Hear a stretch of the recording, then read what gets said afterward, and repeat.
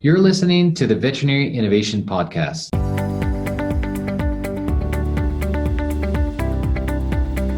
You're listening to the Veterinary Innovation Podcast. My name is Sean Wilkie, and along with my awesome co-host, we interview the innovators in this space every week. Ivan, go ahead and get us started.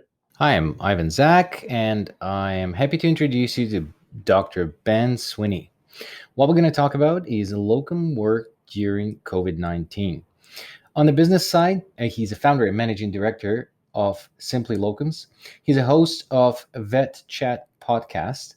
He holds a veterinary degree from the University of Liverpool and he holds a master's degree in veterinary infection and disease control from University of Liverpool certificate in advanced veterinary practice in equine practice, ironically, as he is now predominantly a companion animal vet. An interesting fact from the personal life, he was born 27 minutes after the earthquake in 1984 in Liverpool. He recently became a father to his son, Matthew, who is now 13 months old, and parenting makes the vet profession seem a doddle. I had to Google the word doddle because it's probably something like a chock-a-block and other things in UK that I don't understand. So welcome to the show, Ben. Love where you're from. Love visiting where you're from, and excited to talk about this topic. Locum is something that's really close to my way I was practicing veterinary medicine. So tell us all about it. Hi guys, it's great to join you from the other side of the Atlantic. I can see, for those of you, obviously this is audio, you can see that it's bright daylight where our hosts are, and where I am in Liverpool, it's now very much progressing towards nighttime. It's great to join you and great to sort of join off the back of so many of the great episodes that you've done before. So as Ivan touched on, sort of my background is, I'm a clinical vet. I've been in practice 12 years, and I turned to locum in 2015. When for me it was kind of make or break for veterinary career time. I think, as we've seen globally, there's so many people that suffer burnout in our profession. It takes a lot of time, it takes a lot of effort, and having a life away from being a vet is a bit of a challenge for many of us. So one of the great things that I found when I decided to make that switch from employed to self-employed and picking and choosing where I did my vet work was, do you know what? I'm in charge of stuff. I can work when I want, take time off when I want. I didn't quite grasp the concept of taking time off in the first year, so I worked an awful lot. That's what I do. At the end of year one, I got my tax bill, and I was like, sod this, I am not doing this every year. So I was like, right, okay, let's work less. And I found that balance. I got to a stage where I could enjoy being a vet. I looked forward to going into practices. I worked in different practices, I like to think, a part of different teams, and got to help younger vets, developing. I was really lucky when I was coming up through the ranks because I had fantastic teachers and mentors and people who were willing to give their time to teach me. But I worked in a lot of practices where there wasn't that depth of experience. So the younger vets weren't necessarily getting that teaching that they wanted. So for me, that was an added bonus for going into locuming. So this is amazing. This is you like told my story, but younger and more successful. So when did you decide to go to locuming? What were the fears? Because there were. It's not a full-time job and things like that. How did you overcome them? How did you jump into being self-employed rather than employee? And what are the barriers that the young vets should not be afraid of jumping into the locum? Do you know what? It's a really interesting question, because one thing I have noticed, and I'll sort of start at the beginning, is there's so many younger vets that are turning to locum in very early in their careers at this stage. And the thing that I found really fortunate was when I started locum in, I could deal with anything that came in through the front door. And that doesn't necessarily mean that, I could fix everything that came in, but I knew what to do. I had a good referral network for specialists. I knew all the practices in the local area. So whatever an owner brought through the door, I could say to them, right, we're going to deal with this by doing this in-house. We're going to deal with it. Or, holy crap, you need to get in the car and go down to the specialists that down the road now, and they'll sort you out. By the way, are you insured? That for me is the minimum level. When the great thing about being a locum is you're being trusted, and it is a trust with somebody else's business, whether that's a big corporate or whether it's a small independent practice. The owner of that business is trusting you to look after their business, to look after their staff, and to look after their clients. And that's a big responsibility. And I think that was one of that big apprehensions when I started out, was kind of like, whoa, this is going from getting a salary from someone for having a lovely time and turning up to work and making coffees for everyone and making sure that I keep them well drinked so they don't give me the crap cases. And then, that bit where actually you go in and it's, you're responsible for the cases. If something goes wrong, it's your fault. If something has a complaint, that's yours to deal with. For me, it was a really good educational experience, that first 6 months, because you've got different practices that do things different way. There's different computer systems. The amount of different codes that people have for the same procedure all over the same. There's like, vaccine couldn't just be put in a practice management software as vaccine in every practice. No. People have to come up with the weirdest and wonderful codes for these things. So you've got to find them in the computer system. So, when you start out, it takes a bit longer to get your bearings around the various different cases and the different practices. But as you go on doing it, what I find is that I've whittled down from probably 20 or 30 practices that I've worked in over the years to 5 or 6 that I now go back to that I really enjoy. And actually, I don't take on any new work. But you've got to learn about things like taxes. There's nothing more petrifying in the world than a tax return. Especially when you've got profits, because you see how much that the government get. But, it's part of business and it's a great educational experience. And for me, it's a great way of just getting the vet life to work for you rather than the other way around. So that's amazing, Ben. I had exactly the same struggles. The life of the locum, what I usually tell younger veterinarians that are thinking about becoming a locum, if you envision a certain thing that you want to do, have that flexibility of, your own schedule, your own clinics, where you like people, don't go where you don't like people, just don't forget to do it, because that's what I've done. I was ER 4 days and then I was 6 days off, and I was like, that's great. I'm going to do, I'm going to work as ER and then for 4 days and then 6 days off. And then I did ER and 6 days of locums, and then I burned out. So definitely, if you're chasing the lifestyle, do the lifestyle. Don't overwhelm yourselves with this. But now you're saying it's great. I love working as a locum. There's a little detail while we also met here. There is Simply Locums. Where does that fit in your life? What is that? Because you didn't even mention it yet, but I assume that's a business. I mean, you are doing that too, right? It's a great way to plug your own business, isn't it? By forgetting to mention it.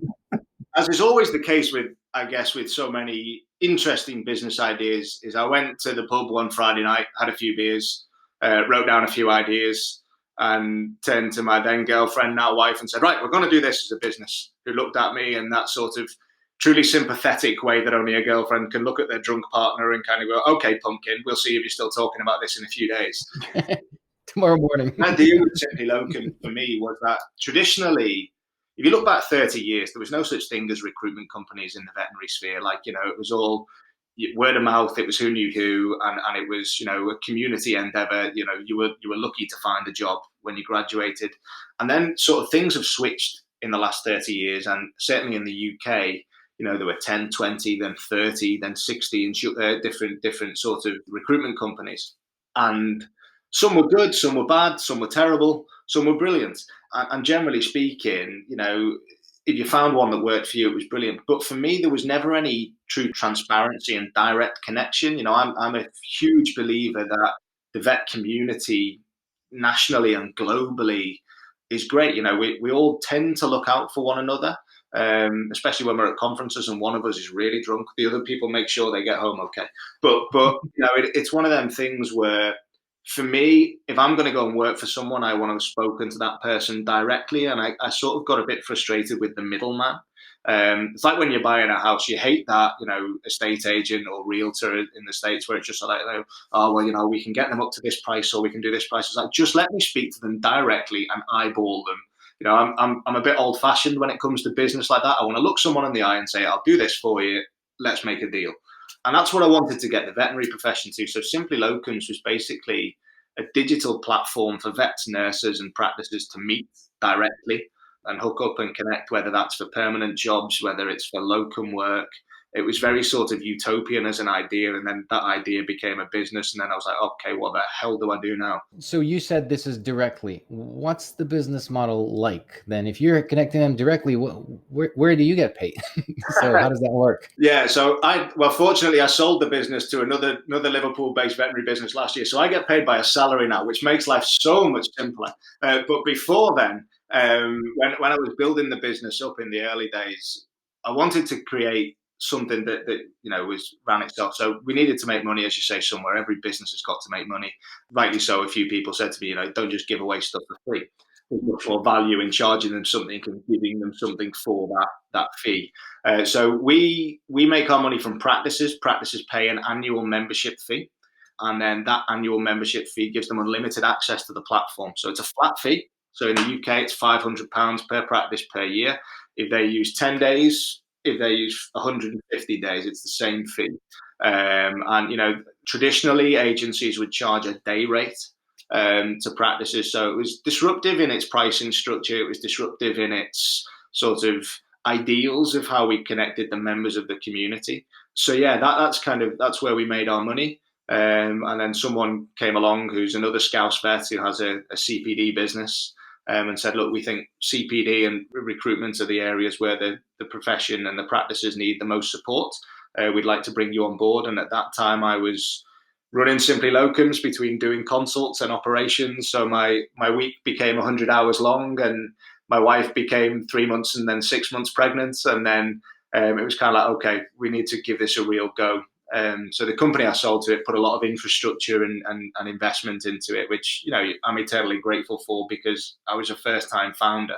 So I look at this and kind of go, I have no idea what the hell I am doing at this point. So yeah, they've been great in taking it to the next level, essentially. So Ben, what are you working on now? What's keeping you busy now with the sale of the last company? Where are you putting your efforts now? Yeah, so I think it would be great to sell a company and then sort of swan off into the sunset and retire. Sadly, my wife had other ideas for the money that we got for selling the company. It wasn't life-changing. We still have a huge mortgage. So she got her extension. She got the house renovated before the baby arrived. And then the money was all gone. So I'm stuck in a fortunate position really, where I have a job that I have to do, but that job is a job that I love. So going to work isn't really going to work anymore, which is a nice problem. But in the UK, we've been faced with some tax changes for the self-employed. And I guess it's one of them joys of having that sort of disruptive and innovative mindset as you look at it and kind of go, yeah, this could throw a load of problems, or it throws a load of opportunities. So, God help the poor people that work with me, because, you see their heads drop and say, it's okay, this is a wonderful opportunity. We can do this with this. And they go, oh, God, here he goes again.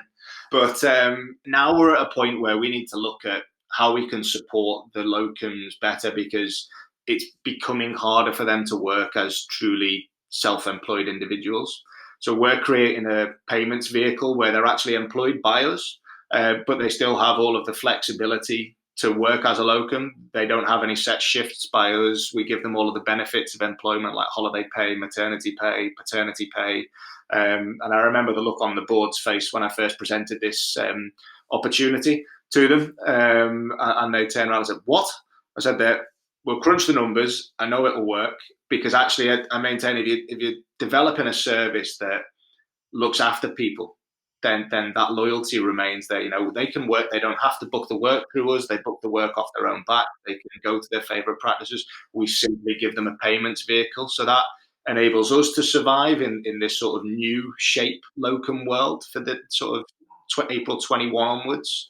And it means that we can look after their interests and they can still have that flexibility. So I'm excited by it. I'm petrified by it at the same time, because it will either go really well or it will be a huge torpedo through the side of the ship. But we'll see. Well, it doesn't have to be torpedo. I mean, you pivot. You see the market response, you see the changes in the climate, and you pivot. That's what startups do. And I think it's super innovative, because the loyalty that you will lock with that, they don't want to go then to another platform to do it. And then if the regulations are as such, they may not have opportunity to work as a locum outside of your platform. So I think that's the government. You probably paid someone in the government and to establish this. No, that's very innovative. Now, COVID, because we started with that and we never said anything, so we have to respect the coronavirus. And actually, yesterday, I heard a really cool thing. Knowing that the industry is growing despite the coronavirus, someone told to me yesterday that veterinary medicine is immune to coronavirus. I thought it was clever. So, so anyway, for COVID, telemedicine, curbside, if you guys do that in the UK, and locums, how do all those things work together? Is there opportunity, or is that the loss of locum work? How did COVID affect locums? Yeah, it's been a bit of a mix of everything, really, for everybody. I think globally, you look at the veterinary profession is the same, generally speaking, in most countries, or certainly in Western countries. And I think there's been undoubtedly highs and lows. And I think when you look at the UK, and again, part of the issue with the self-employed thing is that the government support for people who are self-employed, let's face it, generally speaking, if you're self-employed, you want to declare as little as you can in taxes. So, you pay yourself a little salary, and you take, in the UK, you take the rest as dividends and so on and so forth. But the knock-on effect of that was a lot of the locums were getting hardly any support off the government, because what they declared as earnings was a negligible amount. And it's a game of chess, isn't it? You pay your money, take your chance, and sometimes the cards come tumbling down. And they properly did, I think, in March in the UK. So a lot of the corporate groups and practices basically said, look, we're going to essential treatments only, which means that we're working on a skeleton staff. So there was a lot of locums and a lot of employed staff that didn't have work, or the employed staff were on a thing in the UK that we have called furlough, which until this year I was fairly sure I'd only ever seen in crime dramas, where it was just sort of like someone gets released from prison for a day on furlough, but all of a sudden it was kind of like, so I don't know whether we're referring to work as prison now, but it's that sort of bit of time off, you're getting paid some of your salary, go and recharge. And I actually think for the profession, there was two extremes that was the consequence of that. There were people who had the opportunity to recharge their batteries, because we know as a profession we are intense. It's full speed all the time, and people got the chance to take a bit of time to recharge the batteries and to recuperate. For a lot of the locums, there was a lot of financial concern. They had that time off, but they didn't have the financial support. And then work started going back again in June, July, August time. But the teams that had been in practice had been flat out all the way through that. And of course, locums offer this huge pressure release valve. For me, one of the fantastic things was that locums could go back into practices and give the teams that had been working all the way through COVID some time off. And I think, that the locum community stepped up at that point and was really counted. So that to me was quite wholesome. It was nice to see employed staff getting time off and locum staff getting work, but helping. So we've seen an effect of the COVID on the locums. It was interesting, the dynamic. So I'm close to a couple startups that do similar thing that what you do with your product, and it looked like before there was more demand than supply. There was less veterinarians, but there was more clinics looking for someone, and that's a chronic problem right now in the industry, in North America at least. Is there a shortage of vets in the UK as well? Is it a common thing? I think it's a global issue, isn't it? Yeah, and then so that was happening. So on these platforms, there was tons of clinics that were looking for someone, and the locums were cherry picking. And what happened is that then it changed, because now there's less clinics and more locums. So I think that the fill rate was better for these platforms. But I think that this solution altogether, I just want to roll back to the original idea that you had. I was a locum, and for 12 years I've done veterinary services and worked in about 30 practices. But every time it was such a hassle to just you email people, they email you, they find you on some list, then you email back. There's 7 guys that email back. They need to pick one. There's always this back and forth. So the platform like yours are solving a huge problem. Is basically connecting the provider with the service that's needed, and then you just lock it and you do it digitally. So I think this is a great solution to the locum management in general. So kudos to you to starting this. So with the with the new product, are you involved? So after the exit, are you involved at a sort of brainstorm level? Are you still the sort of product manager, or do you still participate as a just locum? I heard you said that you're developing new directions there. So what's your role with the organization? Yeah, so I'm now the managing director of the company, which sounds far too formal a title for me. I think, I struggle with formal titles. I kind of prefer like head of chaos. But like for me, I'm still very much, the thought leader behind the business. When they bought my business, they were like, look, you're the expert at this. We're buying you plus your business from that side of things. And for me, that's one, it's incredibly flattering, but two, it's given me that headspace to properly look at what we do as an organization and how we help our members. And I think that's something that I think is hard when you're any stage of founders, but especially a first time founder. It's learning, how do I actually put myself into my business? And you hear people talking about all the time, kind of go, it's important to spend time on your business, not just time in your business. And, of course, I was very guilty of that. I can't spend time on my business because I'm spinning 30,000 plates. But this has now given me that opportunity. I'm on the board.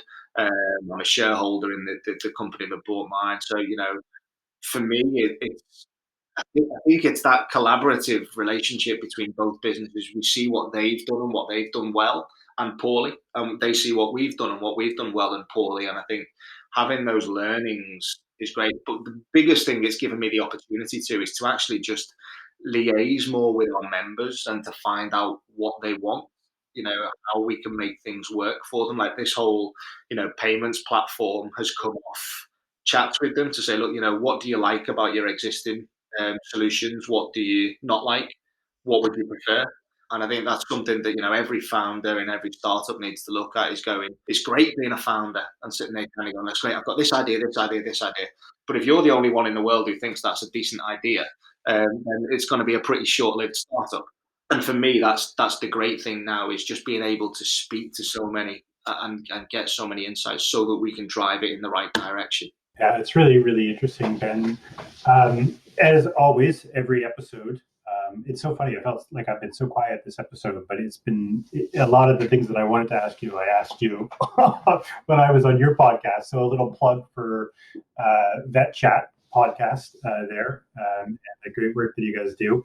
But we're at the end of the recording, and so I got a couple questions for you. First is you're a dynamic, interesting guy. I think at some point I'll be able to call you a serial entrepreneur. I think that title is coming your way. But the questions that we've got for you is the first one is what's a resource, a TED Talk, a book, something that's inspired you along your path as a locum, a veterinarian, and an entrepreneur? Okay, so it's a good thing you asked me to think about these beforehand, because actually there's so many good books. I'm dyslexic, so books until recently were like my sort of torture from hell.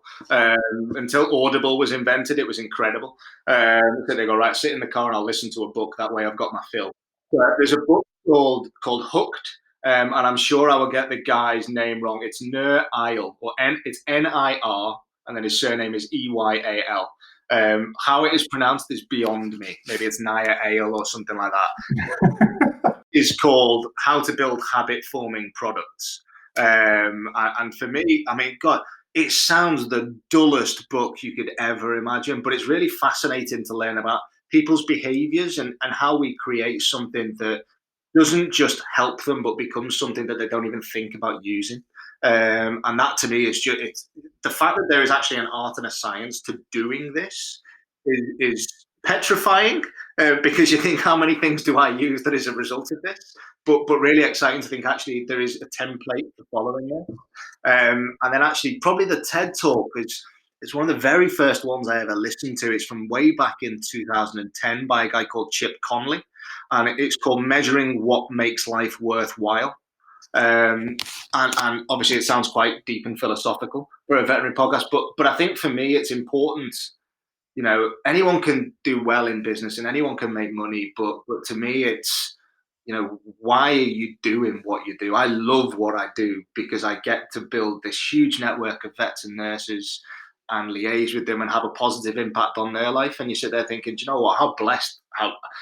It's when people say, what do you do for a job? It's like, it hardly counts as a job. I have conversations with people and help them find stuff. It's like I've got it's a doddle of a life, Ivan. Doddle.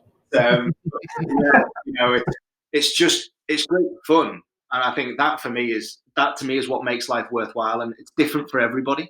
But it's such a good listen. Yeah, it's so cool. So I think for the benefits of all of our listeners, you're going to have to also give the definition of dawdle before we wrap up here. So a dawdle is something that's kind of nice and easy. It's nice and simple. It just flows. It's you don't really need to put any effort in, or it's just a dawdle. Ben, and the second question that we always ask, do you know another innovator in the industry that you think should visit us on this podcast? Yeah, I mean, there's loads of people that spring to mind, but I would get lynched if I didn't mention the guy whose company bought my company, and I see what he's done in the CPD space. A guy called Anthony Chadwick, who founded a company called the Webinar Vet, who were like the first digital CPD or CE platform way back in 2010. So he's done fantastic things in the CPD space and the education space.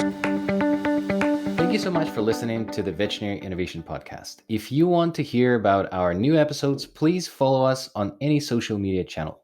Also, you can check out our website at veterinaryinnovationpodcast.com. See you next week.